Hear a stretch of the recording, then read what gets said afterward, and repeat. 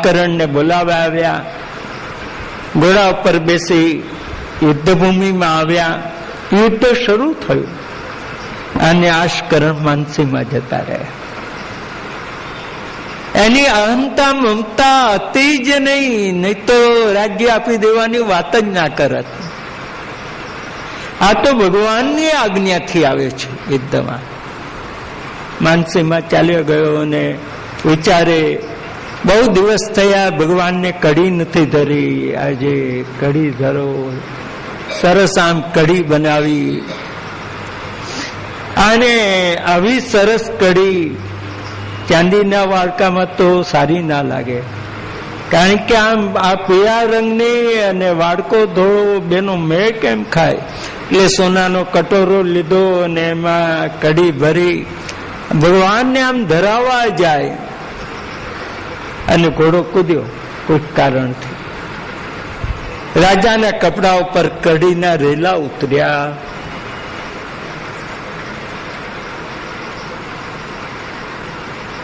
કારણ કે આખી ક્રિયા અહંતા મમતા વિનાની હતી.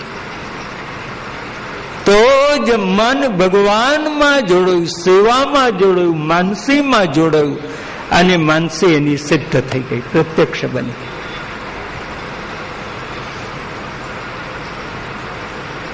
હવે આપણને આવું થાય તો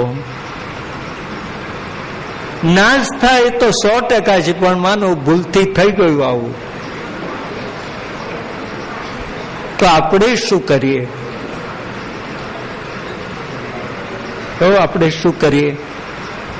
એ કપડાનું પ્રદર્શન કરીએ,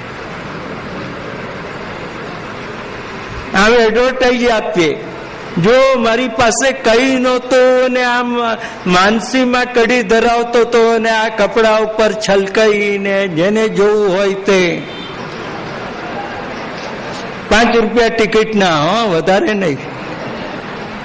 આપણે ધંધો કરીએ એનો. તો જેની આવી અહંતા મમતા જોડાયેલી હોય એની માનસી કદી પણ સિદ્ધ થતી નથી. અહંતા મમતા જાય તો જ માનસી સિદ્ધ થાય. ને આપણી તો અહંતા મમતા કેટલી બધી જોડાયેલી છે જીવનમાં.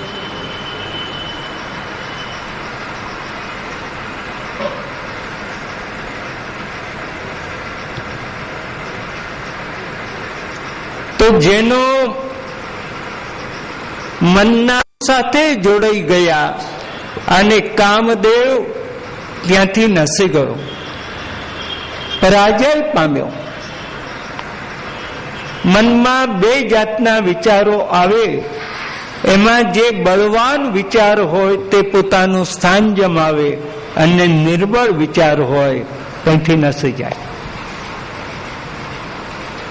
આવું આપણે ઘણી વાર અનુભવીએ.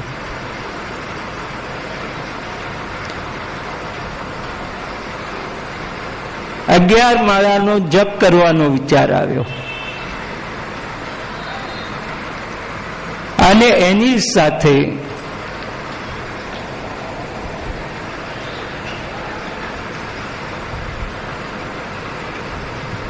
આપણે ત્યાં મહેમાન આવવાના હતા, એમને બહાર ફરવા લઈ જવાના હતા. આ વિચાર આવ્યો. આ વિચારમાંથી કયો વિચાર રહે ને કયો જતો રહે આપણા હૃદયને છોડીને? બધા સમજે છે એટલે કહેવાની જરૂર નહીં. હવે માયા તો આજે નહીં ફેરવાય તો કાલે ફેરવી લઈશું, પણ આ બિચારા આટલે દૂરથી આવે એમને તો આપણે લઈ જવા પડે. એટલે એ વિચારે આપણા મન ઉપર સામ્રાજ્ય જમાવ્યું અને માળા ફેરવવાનો આપણો નિયમનો વિચાર એ આપણા હૃદયમાંથી જતો રહે. આ તો આપણા બધાના અનુભવની કથા, એટલે આવું ઉદાહરણ આપ્યું કે આપણે અહીંયા તો આવું કરીએ. એમ કામદેવ અને પ્રભુના વેણુનાદની આસક્તિ આ બંને હૃદયમાં આવ્યા. તો પ્રભુના વેણુનાદની આસક્તિ એટલી બલવાન હતી કે કામદેવ આ ભૂમિ છોડીને ચાલ્યો ગયો. છે વેણુગીતના શબ્દો સહેલા, પણ એનો અર્થ તો બહુ જ ઊંડો. અને આમ ગુસાઈજીએ આપેલું નામ યાદ આવી જાય ક્ષણે ક્ષણે. શ્રી ભાગવત ગૂઢાર્થ પ્રકાશન પરાયણ અવલ્લભ. તે પ્રગટ ન હોય તો આ ગૂઢાર્થ બધા ક્યાંથી મળત, આપણને ક્યાંથી લાવત?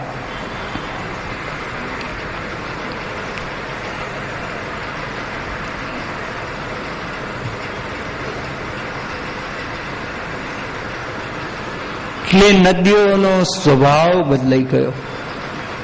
આ એક વેણુનાદથી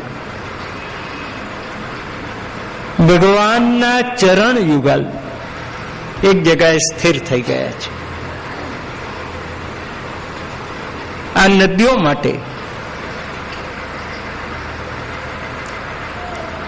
અને ત્યાં સુધી આ નદીના જલ પહોંચે છે. ત્યાં નીચે જવાને બદલે નદીના જલ પ્રભુના ચરણગામી બને છે, ચરણ તરફ જાય છે. નાદમાં, શબ્દમાં એક શક્તિ છે, પ્રચંડ શક્તિ.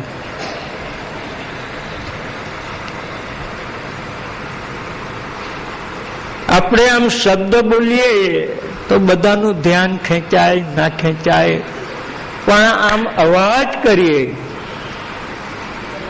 તો બધાનું ધ્યાન આ ક્યાં થયો અવાજ? નાદમાં એક પ્રચંડ શક્તિ છે. એ જળને ચેતન બનાવી દે. આવું બને, આમાં કલ્પના નહીં. નદીના પાણી આમ ભગવાનના તરફ વહેવા લાગે ઉપર. આ કોઈ કલ્પના નથી, આ સત્ય છે. ગોપીજનોએ જોયું છે, અનુભવ્યું છે ને ગાયું છે.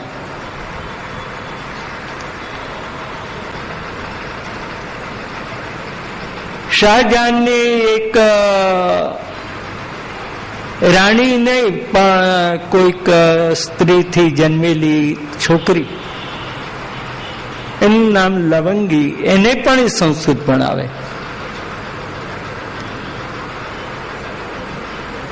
કરતા કરતા ભણાવતા ભણાવતા કઈક દોષ હશે એનો, એને આ છોકરી જોડે લગ્ન કરી દીધા, લવંગી જોડે. શાહજહાન કેદ પકડાયો, લવંગી મરી ગઈ, રાજ્યાશ્રય રહ્યો નહીં. એને પોતાના કર્મ ઉપર પશ્ચાતાપ થયો.